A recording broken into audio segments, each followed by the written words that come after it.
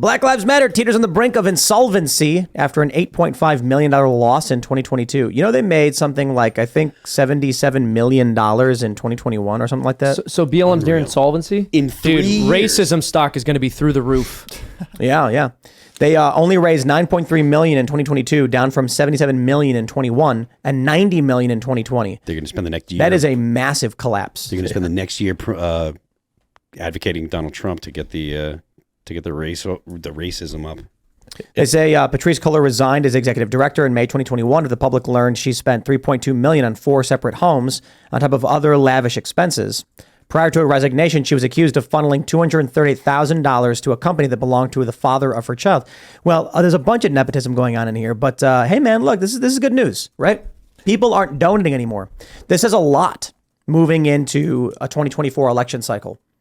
If they had 90 million in 2020, and then 2 years later they're down by 90%, that means the sentiment among regular people is not favorable for Black Lives Matter. And it means that many of these people may be waking up or may just be like, we're out of this. We're not going to be involved. And corporate America, right? Because they got a lot from corporate America, which is really important in this case, is like the flip around on this with corporate America is really important for the future of the country. And maybe there's some hope there. I don't have a lot of hope for corporate America, but maybe there's a little bit of hope. Things like ESG. So there was difficult. There's this period. If we pull this up on Civics, you can see that around in 2019, there was a flip. The majority of people now started to support Black Lives Matter. After George Floyd died, it spiked at 52%. But now, 43% oppose, 41% support.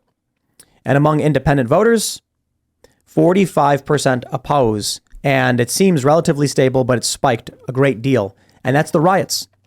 The rioting made independent voters say, you know what, I do not support this group, which is really great news for the Republicans. How many people lied because they were afraid they'd be called racist for saying they don't support Black Lives Matter? Yep.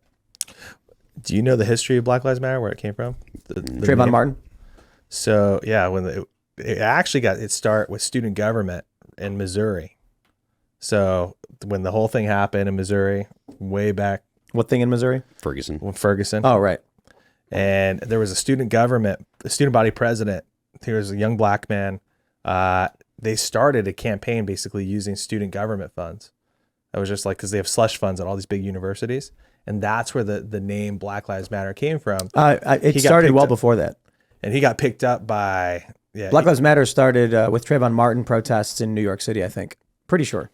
Yeah. So the Ferguson stuff was a couple of years later. But they basically turned it into like a movement that they funded across all of the different universities, the student governments. And then that ended that kid in this White House with Barack Obama.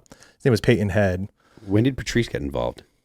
This was later. So then they formalized that as an organization. Mm. But it's still the tiny legs that it had were funded essentially through student government, which was a really interesting tidbit, which is a really important reason why you can't let these universities just kind of run rampant with this thing.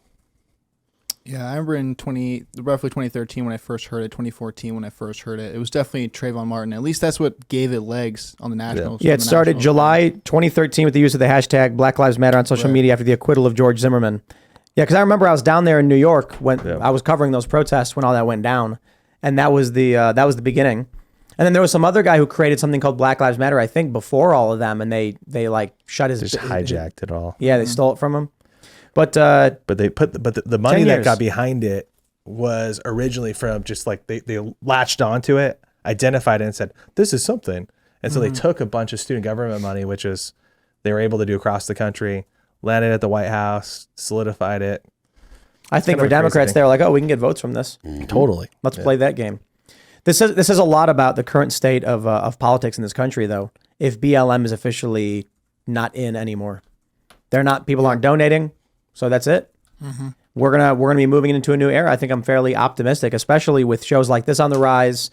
With look, if Tucker Carlson goes independent, launching his own network or his own online channels, the rise of Rumble, Elon Musk buying Twitter, I think it's all looking fairly positive. Yeah, they can't shut things down last minute on us. Yeah. It's cool. Yeah, there's hope. Yep. No, I mean, You have to be remarkably financially irresponsible to mess a grift like that up. You are the face of give me money if you're against racism. Yeah. Anyone in corporate America who wants to be seen as virtuously contributing to the anti-racist cause has to give money to me. How did you go broke? How did you go broke? Well, they were spending a lot of questionable sums of money. Yeah, exactly. Hiring family members. And their cause is a scam anyway. Yep. Mm-hmm. Well, exactly, right? Because there's never going to be any end point for them. Patrice, at what point? I mean, come on. At what point was BLM going to say, "All right, we solved racism"?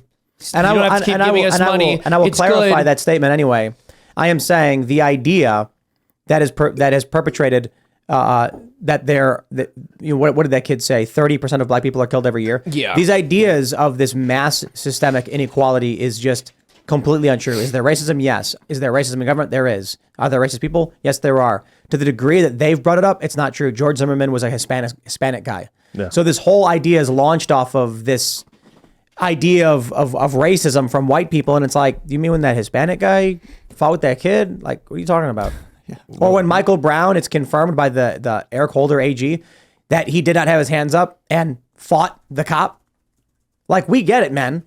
You know, like, we don't want innocent people dying, especially based on race. But the premise of what you're donating to doesn't make sense. But hey, I don't know what they did with it. They're getting flack because they bought this big house. Yeah. But if they bought a house to do a studio or something, what are you going to complain about? I don't think anybody who donated to BLM is crying about it right now. Some people maybe, but most people are probably fine that they donated to them. $1.5 million went to Patrice's brother for security. Yeah.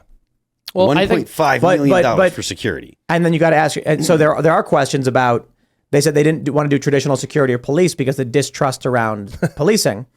But people think these sums of money means she wrote a check for $2 million, like $1.5 million to a guy, and then he bought a Ferrari. No.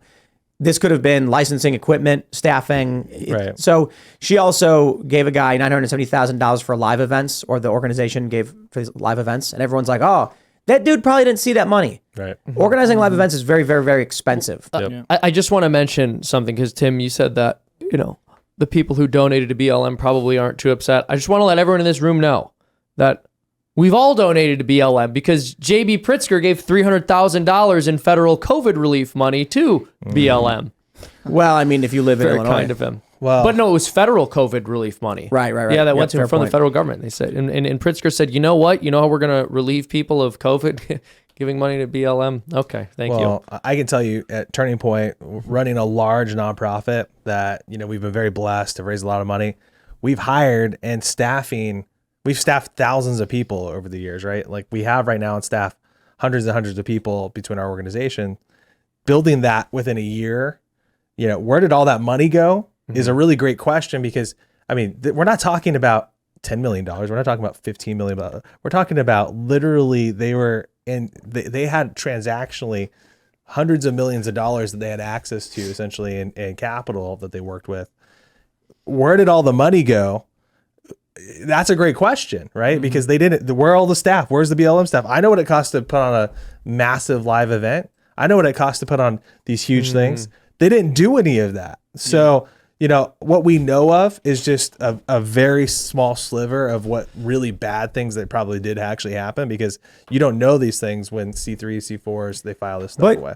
I don't even, I'm not even convinced BLM did anything untoward in a certain sense. You give them money, they can do what they want with it. They just couldn't build, there's no way you can build a $100 million organization in basically a year or 2 years. They've been around. That's what they had to do. But I mean, they the same people were involved since 2013. Right. But they built the actual organization within like a year after getting all that money. Because they were just taking in money based off of the news and the climate and from corporate America. Like they just didn't have the capability of actually building this thing. So it's not a surprise that they've completely failed. Yeah. No, but I think that the important takeaway, as I mentioned earlier, is whatever it is that's resulting in people not wanting to give BLM money is going to have a similar rollover effect on everything else. Yeah. And I think there's a lot of people who are wising up. We were skating in Hagerstown. I mentioned this the other day, and a bunch of local suburban Maryland people were like, yo, crime is getting out of control. What's going on? And then these people started talking about gun ownership, gun rights. And I'm like, there it is. 2A is going to be stronger. Trump's going to win. And it's because these suburbanite people are tired of the violent crime and the cops doing nothing about it. Mm-hmm. Yeah. What do you do though? Right? If your neighborhood is falling to crap, eventually you have nothing to do but just to ask that question. Yep. And then you end up voting for the right guy. All roads lead to the same place when you're, when you have actually the constitutional principles being followed. And that's part of the reason why they want to destroy all of it. That's why they want to subvert all this with, crazy stuff like, I saw some things on national popular vote, not to take us off, but ranked choice voting. This stuff is really scary because no matter what the public sentiment is, they're trying to subvert whatever that is. That's the future. That's what we're up against. Thanks for watching this clip from the Timcast IRL podcast. Hang out with us live Monday through Friday at 8 p.m. and become a member over at timcast.com for uncensored, members-only shows exclusive. Thanks for hanging out, and we'll see you all next time.